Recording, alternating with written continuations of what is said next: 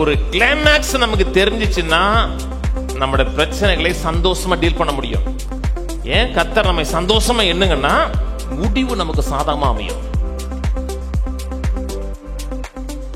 விசுவாசத்தின் பரீட்சையானது பொறுமையை உண்டாக்கும் என்று அறிந்து அதை மிகுந்த சந்தோஷமாய் எண்ணுங்கள். நீங்கள் ஒன்றிலும் குறைவுள்ளாயிராமல் பூர்ணராயும் நிறைவுள்ளனாய் இருக்கும்படி பொறுமையானது பூர்ண கிரியை செய்ய கடவுது.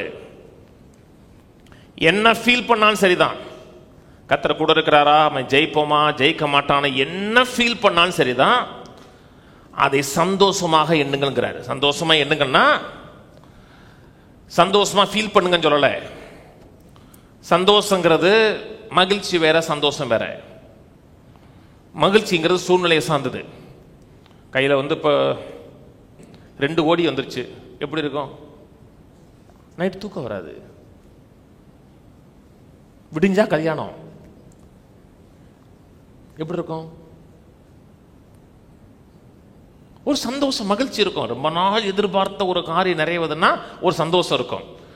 அது சூழ்நிலைகள் சாதகமா இருக்குன்னு அர்த்தம். விடிஞ்சா கல்யாணம், ஆனா அந்த ஆளை கண்டா பிடிக்கவே பிடிக்காது. கல்யாணம் எப்படிலாம் எஸ்கேப் ஆகணும்னு தோணுது. அப்ப சந்தோஷமா இருக்குமா? எப்படா விடின்னு இருக்கும். எப்படா விடியுது, பேசாம இரவே ஒரு 100 வருஷம் தள்ளிடலாமா அப்படின்னு இருக்கும். ஏன்னா சூழ்நிலை தான் மகிழ்ச்சியும் வருத்தத்தையும் ஏற்படுத்தி கொடுக்கிறது. சந்தோஷங்கிறது சூழ்நிலையை சார்ந்துகிறது, சந்தோஷங்கிறது வார்த்தையை சார்ந்திருக்கிறது. சந்தோஷங்கிறது ஸ்பிரிச்சுவல் ஆட்டிடியூடு, மகிழ்ச்சிங்கிறது சூழ்நிலையை சார்ந்தது. சந்தோஷங்கிறது என்னுடைய விசுவாசத்தை சார்ந்தது, என்னுடைய எதிர்பார்ப்பை சார்ந்தது. நான் சொன்னது புரியுதுங்களாங்க? ஒரு பிரச்சனைகள் வரும்போது, போராட்டங்கள் வரும்பொழுது, ஒரு சின்ன பிரச்சனையை சந்திக்கும் போது சந்தோஷமா எண்ணுங்க. ஏன் சந்தோஷமா எண்ணுங்களா? உங்களோட தைரியம், அதுல கான்பிடன்ட் அளவு கூடும். கர்த்தர் எடுத்த உடனே பெரிய பட்டணம், எரியோ பட்டணத்தை யார் ஜெயிச்சது? யார் வெற்றி? யாரை ஏற்படுத்தி கொடுத்தது? கர்த்தர். அடுத்த ஊரு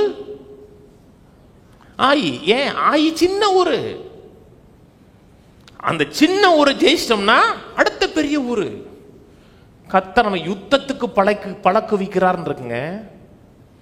யுத்தத்துக்கு எடுத்த உடனே அப்படியே பாகிஸ்தான் மாரில் கொண்டு போய் நிப்பாட்டுவாங்களா உங்களை? வாங்க பாஸ் அப்படின்னு உங்களுக்கு ட்ரைனிங் நடக்குதுல்ல. நான் சொன்னது புரியுதுங்களாங்க? ஒரு சின்ன ஒரு மடு மாதிரி இருக்கிற ஒரு மலையை ஜெயிச்சிட்டிங்கன்னா அடுத்த கர்த்தர் ஒரு குன்றுக்கு மேலே நிப்பாட்டுவார். நமக்குள்ள திறமைகள் வெளியே வருங்க. சின்ன சின்ன ராட்சசர்களை ஜெயிச்சிட்டோம்னா கானான் தேசத்துக்கு வரக்கூடிய பெரிய ராட்சசர்களை ஜெயிக்கலாம். ஏன் சந்தோஷமா என்னங்க? முடிவு தெரியும், எனக்கு எண்டு தெரியும். ஒரு பேய் படம் பார்க்குறோம், நல்லா கவனிங்க, பார்க்காதீங்க. நான் சொல்றது உதாரணத்துக்கு தான். பேய் படம் பார்க்குறோம், முடிவு தெரிஞ்சிச்சு. பேய் பயம் இருக்குமா உங்களுக்கு? ஏன் பயம் இருக்காது? முடிவு தெரியும். ஒரு கிளைமேக்ஸ் நமக்கு தெரிஞ்சிச்சுன்னா நம்முடைய பிரச்சனைகளை சந்தோஷமா டீல் பண்ண முடியும். ஏன் கர்த்தர் நம்மை சந்தோஷமா எண்ணுங்கன்னா முடிவு நமக்கு சாதகமா அமையும். எந்த பிரச்சனை வந்தாலும், எந்த போராட்டம் வந்தாலும் மனதில் இதை நிறுத்துங்க. எப்படி? அதனாலதான் அறிந்துங்கிறாரு. விசுவாசம் பொறுமை உண்டாக்கும் என்று அறிந்து சந்தோஷமா எண்ணுங்க. அப்படி எண்ணிங்கன்னா நீங்கள் ஒன்றிலும் ஒன்றோட குறைவா இருக்க மாட்டோம். விசுவாசத்தில் வாழ்றோம்னா குறைவான வாழ்க்கைங்க இல்லைங்க. விசுவாசத்தில் வாழ்றோம்னா பரிபூர்ணமான வாழ்க்கை, சம்பூர்ணமான வாழ்க்கை, ஒரு நன்மையும் குறையப்படாத வாழ்க்கை தான் விசுவாச வாழ்க்கை. ஆனால் நிறைய பேர் சொல்லுவாங்க, ஊழியம் செஞ்சுட்டு எப்படி வாழ்றீங்கன்னா விசுவாசம் ஊழியம் தான்பாங்க. அப்படின்னு என்ன அர்த்தம்? ஒன்றும் இல்லைன்னு அர்த்தம். ஒன்றும் கிடையாது. என்ன ஊழியம்? விசுவாச ஊழியம். நல்லா நிறைவாக இருக்கிறவங்க சொல்ல மாட்டாங்க, அவங்க விசுவாசத்தில் வாழ்ந்துக்கிட்டு இருப்பாங்க. விசுவாசம் ஊழியம் சொல்ல மாட்டாங்க. விசுவாசத்தில் நீங்கள் வாழ்றீங்கன்னா ஒரு நன்மையும் குறைவு இருக்காதுங்க. நிறைவாக வாழ முடியும். ஏன்னா எதிர்மறையான காரியங்கள் வராதுன்னு சொல்லலை, பரீட்சை வராதுன்னு சொல்லலை. ஆனால் எண்ட் ரிசல்ட் எப்படி அமையும் நமக்கு தெரியும். சோர்ந்து போக மாட்டோம், கலங்கி போக மாட்டோம். ரிசல்ட் நமக்கு தெரியும்.